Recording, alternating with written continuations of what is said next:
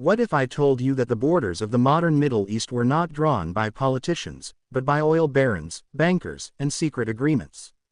Welcome to Finance History. Today, we uncover how oil became the lifeblood of empires, and how powerful men re-engineered nations for profit and control. From the dusty oil fields of Persia to the boardrooms of London and New York, this is the hidden economic story that shaped global power. Don't forget to like, subscribe, and join us as we trace the black gold trail that still fuels modern politics. It began in the early 20th century, when the Ottoman Empire crumbled, and Western powers saw opportunity, not tragedy. Beneath the deserts of Mesopotamia and Arabia lay a fortune waiting to be drilled. Britain, France, and later the United States saw oil not just as fuel, but as the currency of the future. Secret deals, backroom negotiations, and corporate empires emerged overnight. What followed wasn't liberation, it was economic colonization. And behind every border drawn after World War I, there was a pipeline, a contract, and a price. In 1901, a British entrepreneur named William Knox Darcy secured an oil concession in Persia, modern-day Iran. It was the start of the Anglo-Persian Oil Company, later known as BP.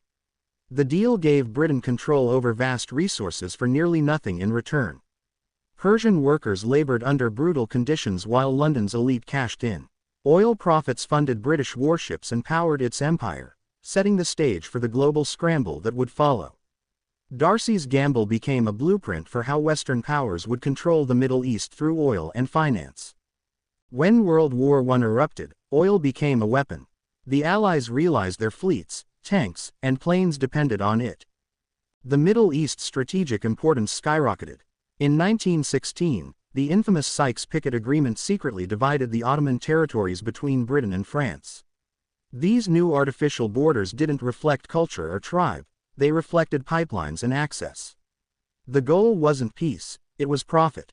Behind every nation, there was a Western corporation waiting to drill. When soldiers fought for freedom, oil companies fought for control of concessions that would last a century. After the war, the League of Nations handed mandates to Western powers, thinly disguised colonies. Iraq went to Britain, Syria and Lebanon to France. Soon after, oil was discovered in Kirkuk, confirming their worst intentions. The Iraq Petroleum Company, backed by British, French, and American investors, became one of the most powerful monopolies in history. Maps were redrawn, governments installed, and local leaders bribed to ensure a steady flow of oil. The so-called peace treaties were nothing more than energy contracts wrapped in diplomacy. By the 1930s, American oil giants entered the game. Standard Oil of California, later Chevron, struck massive reserves in Saudi Arabia.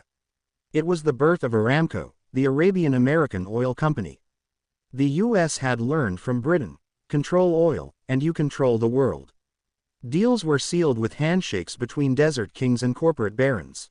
The Saudi royal family became rich overnight, while Aramco engineers mapped every drop of wealth beneath the sand. A century later, this partnership still defines global energy politics. But these oil empires didn't just extract resources, they engineered regimes. British intelligence helped install friendly monarchies in Iraq and Jordan. American interests supported the House of Saud and later the Shah of Iran. When leaders resisted, coups followed. In 1953, Iran's Prime Minister Mohammad Mossadegh tried to nationalize oil. The CIA and MI6 orchestrated Operation Ajax, toppling him and restoring the Shah. BP got its oil back, and Iran lost its independence. The message was clear: no nation could challenge Western control over black gold. The borders drawn in colonial offices created fragile states built on inequality. Wealth concentrated among rulers and Western corporations, while ordinary citizens saw little benefit. The illusion of sovereignty masked deep financial dependence. Oil money built skyscrapers in deserts but left entire generations in poverty. Across Iraq, Iran, and Saudi Arabia, oil became both a blessing and a curse, the root of prosperity and the seed of conflict. The invisible hand of the oil barons reshaped not just maps, but destinies. During the Cold War, oil became the currency of influence. The US and the Soviet Union fought not just with weapons, but with wells. Western oil companies funded anti-communist regimes in exchange for access. In return, petrodollars flowed into Wall Street and London banks. By the 1970s, OPEC nations tried to take control, nationalizing their resources. But even then, the infrastructure, shipping, and pricing were dominated by Western systems. The Seven Sisters, Exxon, Shell, BP, Chevron, Mobil, Gulf, and Texaco, ruled the energy world. Then came the oil shocks of the 1970s. When Arab nations used oil as a weapon, cutting exports after the Yom Kippur War, global markets collapsed. Gas lines formed from New York to London. For the first time, the West felt the pain of dependency it had created. Yet ironically, oil profits soared for both producers and corporations. Petrodollars flooded into global banks, buying real estate, weapons, and political favor. The oil barons adapted, using the chaos to consolidate even greater financial power over the world economy. By the 1980s, oil was no longer just a commodity, it was a geopolitical weapon. Wars in the Middle East, from Iran-Iraq to the Gulf War, were fueled as much by ideology as by oil. Multinational corporations played both sides, supplying weapons and contracts to whoever kept production flowing. Every explosion, every headline, echoed in the markets of London and New York. The same empires that once drew the map now dictated the news. The barons didn't disappear, they became invisible, operating through hedge funds and sovereign wealth. Meanwhile, the human cost grew unbearable. Cities destroyed, economies collapsed, millions displaced, all in the shadow of oil. From Kuwait's burning wells in 1991 to the bombed refineries of Iraq in 2003, the world watched as black smoke symbolized both power and destruction. Oil barons no longer wore crowns, they wore suits. They didn't rule kingdoms, they ruled corporations. But the principle remained unchanged. Whoever controlled energy controlled the empire.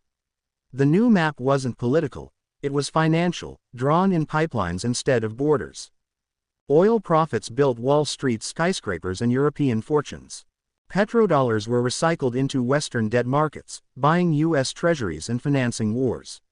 The Middle East remained a battlefield while its wealth financed global capitalism. The same banks that funded early oil expeditions now managed trillions in resource wealth. London's City and New York's Wall Street became the true capitals of oil power, far from the deserts where it began. The circle was complete. From colonial conquest to financial dominance, the barons still reigned supreme. In recent decades, new players have emerged. Russia, China, and Gulf sovereign funds began using oil to project global influence. But even now, the infrastructure, from shipping routes to pricing mechanisms, still traces back to early 20th century Western monopolies. The petrodollar system, established after Bretton Woods, ensured that oil was traded in U.S. dollars, binding global energy to American economic policy. The result, a silent empire where currency, oil, and power are inseparable. Today, we see the same patterns: wars disguised as liberation, sanctions dressed as justice, and economic alliances built on extraction. The narrative may have evolved, but the strategy hasn't. The world still turns on oil. The same families, corporations, and interests that redrew the map a century ago now influence trade, politics, and even climate policy. The modern oil baron doesn't need to invade, he invests. Power now flows through contracts, not conquests, but the consequences remain just as real. When we look at the Middle East today, its conflicts, wealth, and political fragility, we are seeing the legacy of deals made in smoke-filled rooms 100 years ago. Borders may have shifted, but control remains in the same hands. The barons traded swords for signatures, but their reach only grew. The question isn't whether the map was redrawn, it's whether it was ever ours to draw. Like, subscribe, and stay tuned as we uncover more forgotten stories that shape the financial world we live in today. Behind every oil boom lies a debt of blood and secrecy. Empires don't vanish, they evolve. The oil age simply replaced colonial armies with corporate armies. It turned kings into partners and nations into clients. Every time a price rises or falls, a policy shifts or a war begins, the echoes of those early oil barons resound. Their invisible borders still divide economies and dictate destinies. History isn't past, it's present, flowing as endlessly as oil itself through the veins of our civilization. As renewable energy rises and oil declines, a new financial order looms, one where old empires must adapt or fall. Yet the lesson of the oil age remains timeless. Wealth built on control breeds conflict. The future will demand energy independence, but also historical accountability. To understand where we're going, we must remember who drew the map in the first place, and why. Because behind every empire lies a ledger, and behind every ledger, a legacy of greed, ambition, and survival. Perhaps the greatest irony is that oil, the resource that powered progress, also poisoned trust between nations. It turned allies into competitors and prosperity into dependence. The Middle East, rich in heritage, became a chessboard of global ambition. The oil barons may have vanished into boardrooms, but their legacy burns on every battlefield and flickers in every barrel sold. The world they built was efficient, profitable, and unsustainable. The cost of that profit is still being paid today. So the next time you fill your tank or watch markets rise and fall with the price of crude, remember, you're witnessing the modern echo of a century-old manipulation. The borders of the Middle East weren't drawn by chance, they were drawn in oil. This is finance history, where money doesn't just change hands, it changes the world. Subscribe, share, and join us next time as we reveal more of the hidden financial empires that shaped our civilization.